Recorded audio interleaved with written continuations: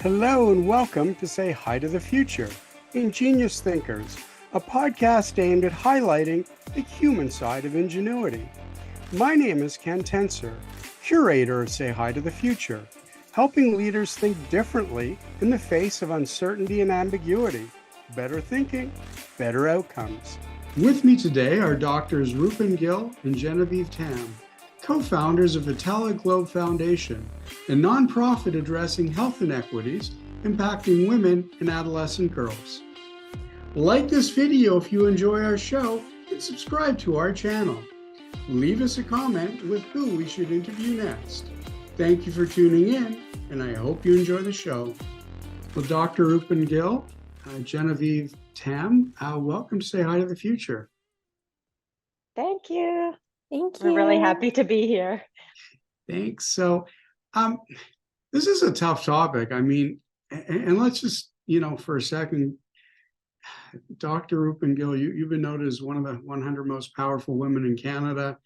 Genevieve, you and Roopan are partners in your quest, but you've gotten to where you are working with one of the most controversial discussions globally, which is abortion and contraception care. So just for the listeners, frame what's at the heart of this discussion or debate, if you will. Yeah, I'd be happy to do that. So yes, you're right. We've chosen to address one of the most difficult stigmatized issues in sexual and reproductive health. And not only that, but we're also doing this work in some of the most challenging contexts around the world. So both Jen and I have a lot of experience working in humanitarian contexts, and that's what sort of has brought us together. So around just to kind of ground the conversation or contextualize a little bit, globally right now, women's reproductive rights are under attack. On the flip side, there's also been a lot of wins in different countries in terms of the legal landscape. With abortion specifically, it is what we try to really talk about is that it is healthcare and it is a right that one should have. However, it's so politicized, and it's something that basically is patriarchy and a control over women's bodies. 1 in 3 women have an abortion in their lifetime, so it is something that is absolutely common. So you know somebody that has had an abortion, right? I know a number of people. I also am an abortion provider, so that's the other piece of it. And then 1 in 4 pregnancies end in a miscarriage. And miscarriage, I bring that up too, because it's intertwined with abortion, because the care we provide is very similar. Currently, the situation is, I'm a Canadian, so is Jen. Currently, the situation is that, especially in some of the contexts we work, our current work is in Venezuela. It's a complex humanitarian crisis. Abortion continues to be one of those, or unsafe abortion continues to be one of the main causes of maternal mortality and morbidity globally. And in countries like Venezuela, I've worked in northern Nigeria and Yemen, where I've seen people die of unsafe abortions. So this is something that is still happening. For example, every 23 minutes, a woman is dying of an unsafe abortion. So this is how common this issue is. And this is why we've decided, both Jen and I, with all the work we've done, we're both OBGYNs, is that if we really want to move the needle on maternal mortality and morbidity globally, we need to go to the places where the need is the most and address the issue that is the most challenging and most difficult, and also the one that's completely preventable. That's an incredible introduction. I have to be honest. I mean, I follow what is in the news, let's say, and the news does not speak to the one every 23 minutes. It does not speak to 25 million unsafe abortions occurring every year worldwide, which lead to 22,000 avoidable maternal deaths. It seems to be that many of the facts, the real facts, if we will call it today, are just being buried. So Jen, can you tell us about some of the barriers for women and girls when trying to access sexual and reproductive health services? That's a very good question. Ultimately, it comes down to the individual women, girls, or gender diverse people not understanding their rights or knowing where to start. A lot of it is in the countries, maybe the legal framework is very restrictive, and they can't even talk about it. So there's not even any discussion or any discourse around it. And it doesn't just trickle down to discourse about abortion, but it's discourse around their bodies, about menstrual health, about how do you have autonomy over how and when you want to have your family, and if you do want to choose the timing of your family, how do you do it? So a lot of it is around the culture and the context, whether or not there is room for discussion about women having autonomy over their bodies and how they choose to lead their reproductive lives. So in our work, for example, in Venezuela, we know that because it's so restrictive, people don't have the ability to talk about it. And we've recently done work with young people, and young people don't have a safe space to even ask questions about even how their sexual health. And then that leads to reproductive autonomy, not understanding their sexual health and their bodies, and they can't make right decisions. And then they end up in a situation where they have to make a very critical decision at a critical time where there's no access to resources and information and services. So a lot of it is around education, around women's autonomy in that society. Where do they have rights? What kind of rights? How are they viewed? Their role in the family. So a lot of that is that context. And then layered on top of that is not having laws, therefore restricting procedures in the healthcare system, not seeing abortion, which is basically a procedure to evacuate the uterus, whether or not it's wanted or unwanted. It's needed. It's a medical procedure. So then that those legal restrictions add those extra layers of access challenges.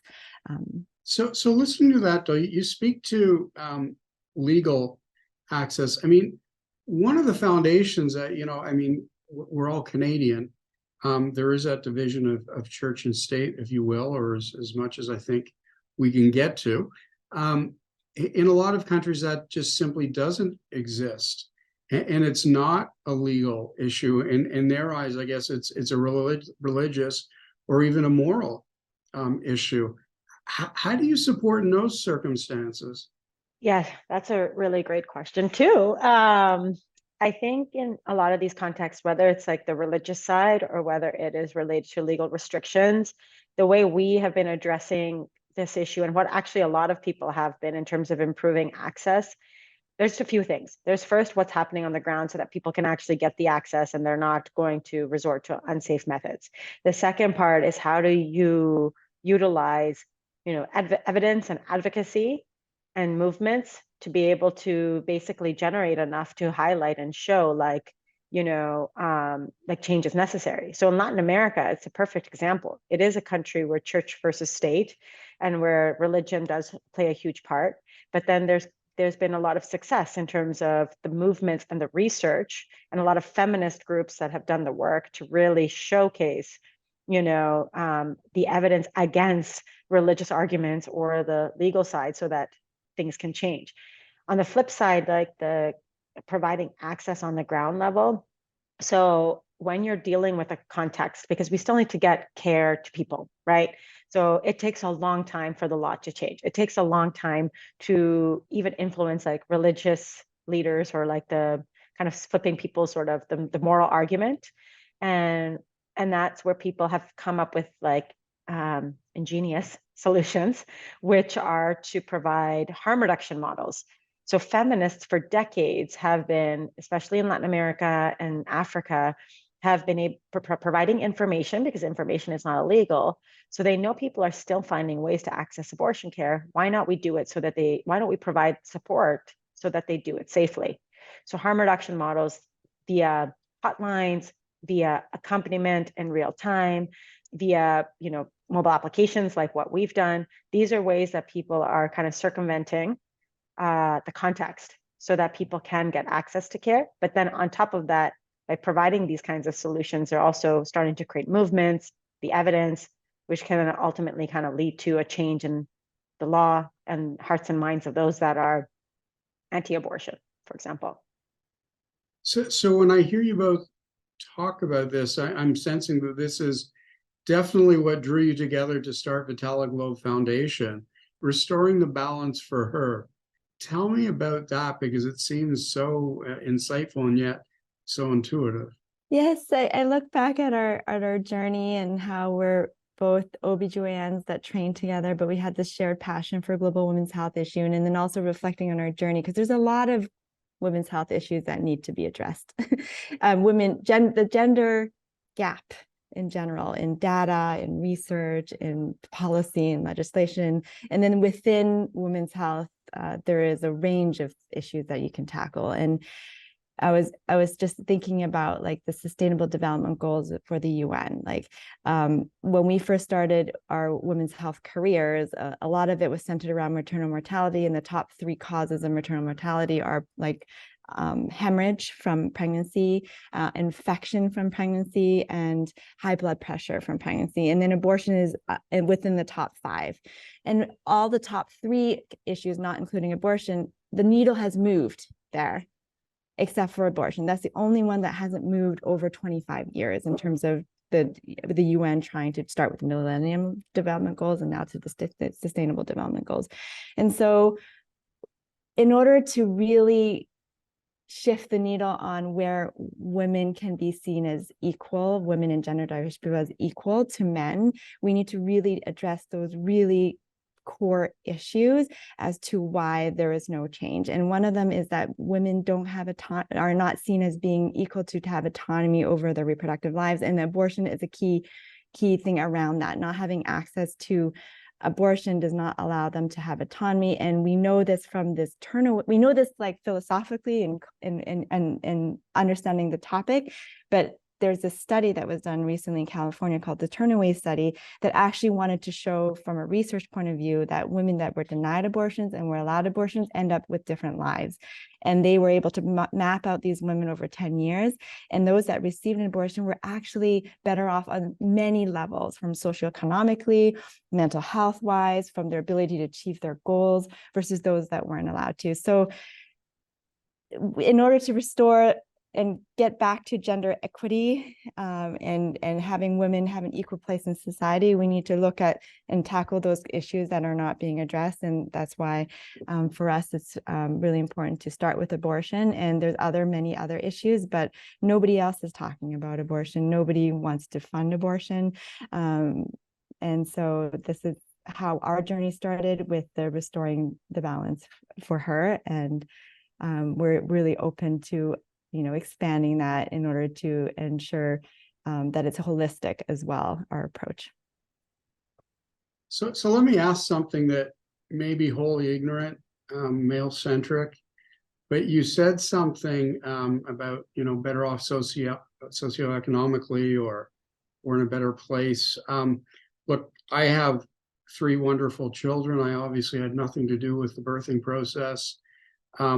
Financially, sure, I would have been far better off today without these beautiful children, and I probably would have had more sleep at night, but I wouldn't trade it for anything. So I'm wondering, just some of the things you said triggered me as a parent, that I'm just wondering, are you missing the other side of the equation? I mean, yes, socioeconomically it's challenging, emotionally it's challenging, but outside of really critical situations, are they not missing out on things that they would have otherwise experienced? That's a good question. I think when the Turnaway study was done, the issue isn't like comparing it to those that ended up being parents versus not. It's more about somebody who wanted abortion and they were turned away.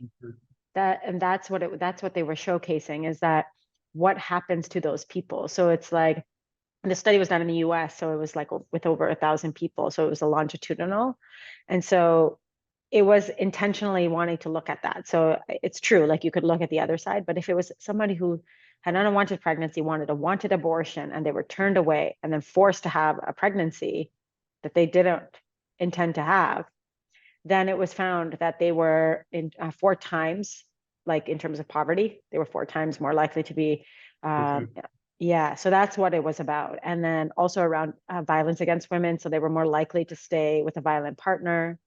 And then there was also another interesting finding that was around what the implications on the child as of that unwanted pregnancy that was forced to go. So what happens to them in terms of their education and all that kind of stuff as well. Okay, thank you for that. And as I started the question, I said it would probably came from a place of great ignorance, which I think it did. But I think qualification on the longitudinal nature is I appreciate that and understanding the point better. So following on that, I mean, let's go into some of the specifics that you offer. You've launched an app called Aya Condico. What is the purpose of that and how does it work? Aya Contigo, it means it's a Spanish app. Now, while it's available in Spanish and English in the US, we just launched it in the United States at the end of September. So Aya with you, contigo for just the listeners. Contigo means with you. So the whole intention about Aya Contigo is that it's a digital abortion companion. It's like your best friend or like a doula in your pocket. And what the intention behind it is that it's providing end-to-end accompaniment and support to allow people to self-manage their own abortions, contraception and miscarriage, and self-manage at any point in the pathway. And I'll talk a little bit about what self-management means as well, just so that the audience knows that. It's a harm reduction solution. So we don't directly provide the medication pills because we're working in a very legally restrictive setting. Venezuela, the law is that women, it's illegal to have an abortion unless it's to save a woman's life. And so what we're doing is like providing the solution that's integrated within the ecosystem of both formal healthcare providers and then local grassroots organizations. Aya was co-created with over 1,000 Venezuelan women and a dozen grassroots organizations, and core to our sort of ethos is building trust with the local organizations. We create localized solutions, and we try to work on deepening our impact in the communities that we start working within. So our intention never was that we were going to go into the United States, but we do have in our mission that we work in challenging contexts. And so after the Dobbs decision, we decided like, we have a Spanish first resource. Vast majority of folks that are most impacted by the law are Latinas and Latinx folks who live, about 43% of Latinas live in the most restrictive states in the United States. So that's where we got to work. And then we adapted Aya Contigo so that it is relevant to the US context. So that's like kind of the core of like what we do. Just quickly, like, because I know we're so embedded in this work and we use self-managed abortion and we talk about it. And I think it's important to define it. So self-managed abortion, it's like essentially the World Health Organization has recommendations for this and also defines it. And it means that a person, the abortion seeker themselves, can self-manage with medical abortion pills throughout any or all of the process, whether that means that they can self-assess that they're eligible to take the pills on their own, to taking the pills, to self-assessing that they've successfully completed it. And they can all do that on their own without the need of a OBGYN, for example. However, the recommendation is that they can do that. However, they should be able to access a trusted resource if and when they decide to do that. So when I hear that, and you mentioned harm reduction many times, which I think is a beautiful way to look at it, and I don't think it's verbiage that people think about enough or are hearing enough. What is sort of the chain of harm reduction? Because it must be, the decision making, the process of, as you said, evacuating the uterus. And then post that, there must be some type of self-care required to make sure nothing bad or happens after the procedure.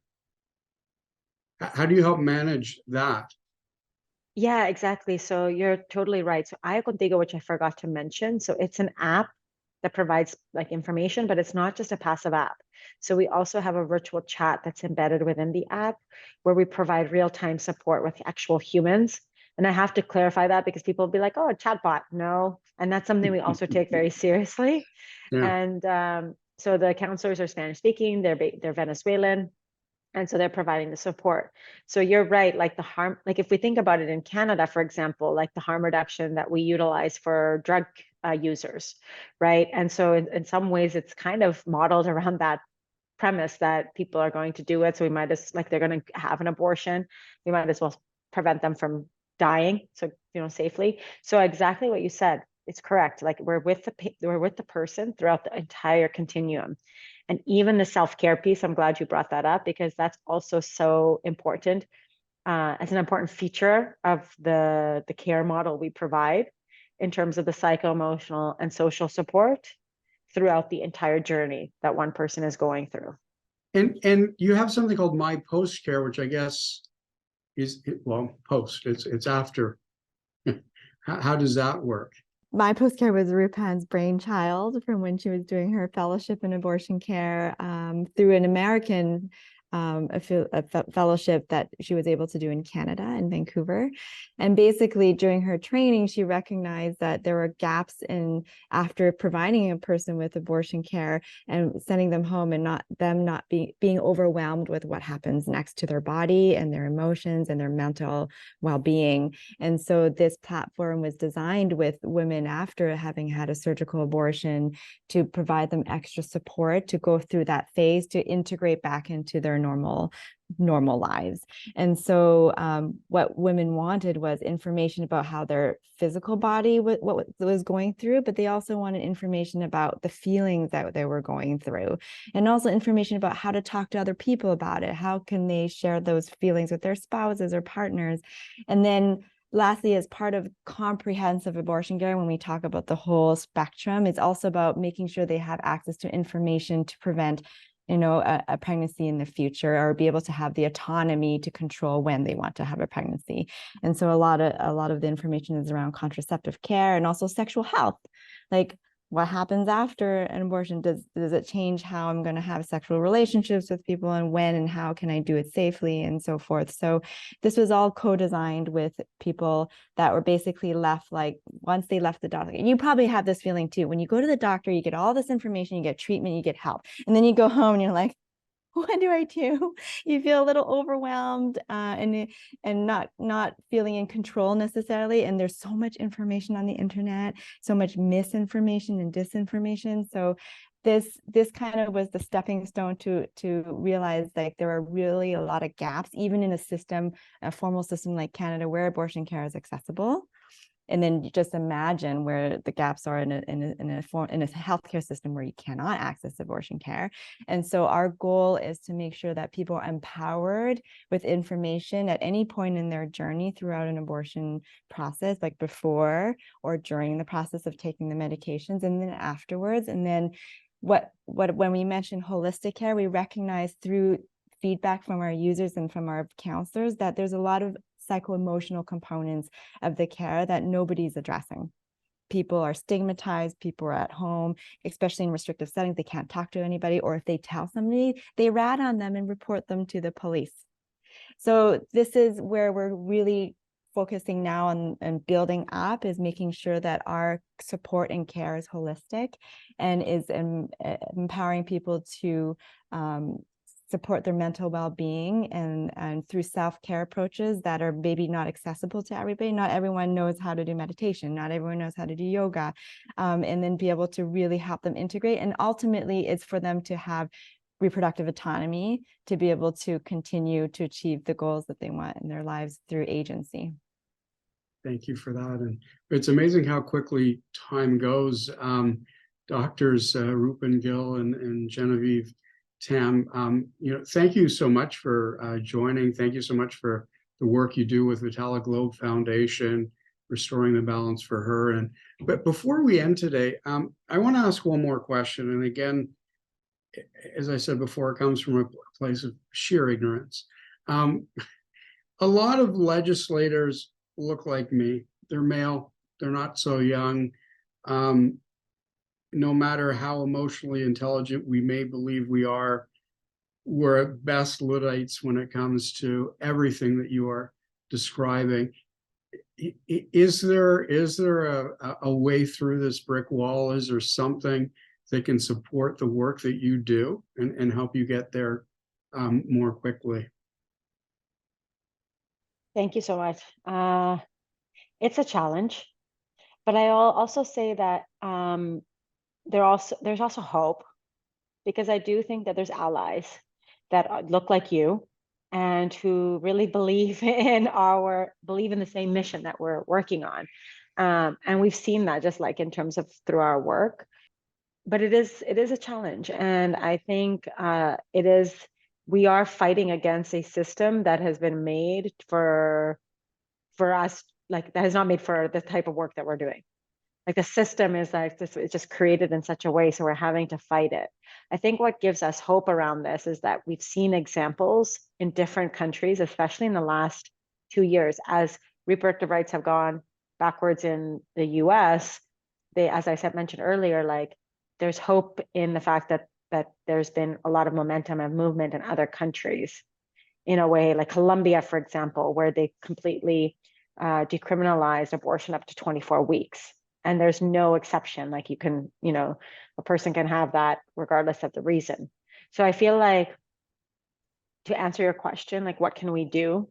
A lot of it is like, for us, there's certain strategies we use. For example, there's a methodology called values clarifications. And one pillar of our work is around movement building and using evidence and like running these types of workshops. So even in Venezuela, there's parts of the country it's very challenging. So we have our local teams that go and run these workshops. And they're absolutely fascinating, because there's good evidence to show when one person like yourself, if you were going to do this, it allows you to face your values. In the beginning of a workshop, you'll be a certain way, and you'll see throughout the workshop, which is usually around 8 hours of the day, people can transform. Like there's been such amazing stories of that. And so that is the type of work, and like the work of, for us, it's like a lot of it being patient, being at the table. I also know, like, for example, there's people like, like males like yourself, but I also know, because I was at a conference in Aspen, there's also women, like this really beautiful story of South Carolina, where a Republican and a Democrat and independent, they all came together, and because they were like linked on this issue around abortion. So it's like finding these solidarities and linkages. And so they were able to block the law. I mean, then in the end, it got passed for the 6-week ban, but they were working together collectively across party lines. And that, I think, shows like a lot of promise, that people are willing to like go beyond their party and the political views and try to change. I don't know, Jen, if you want to add anything else to that. Yeah, thanks, Ruth. I mean, essentially, it's what Roopan said about the movement building, the education, and the advocacy. So listening to your constituents if you're in a position of power. We know from the US that like when they try to pass referendums, in the end, the people actually want abortion care. They feel like that's their right. And so putting your ego aside and just being open to listening, and destigmatizing the issue by talking about it more. So for example, we're partnered with a lot of advocacy partners like Shout Your Abortion that are just out there. People are talking about their stories, destigmatizing it, normalizing the conversation, and just asking questions and trying to put aside your own personal biases and being open to learning about the discourse and understanding different perspectives and points of views. And even if it's just a number point of view, back before Roe, that was the number one cause of young people, reproductive women, young cause of death was unsafe abortions. And as soon as Roe passed, like they got rid of the septic abortion wards that were basically filled, and people were dying on these wards in the United States. So it's also just like looking at it maybe from a perspective that makes sense for you, and then expanding on it from there. Once again, thank you for that. Thank you for the work that you do and for sharing these facts and insights today on Say Hi to the Future, and look forward to hearing more from you and your future successes in this really important area. Thank you so much for having us. Yes, thank you for your openness and for having us.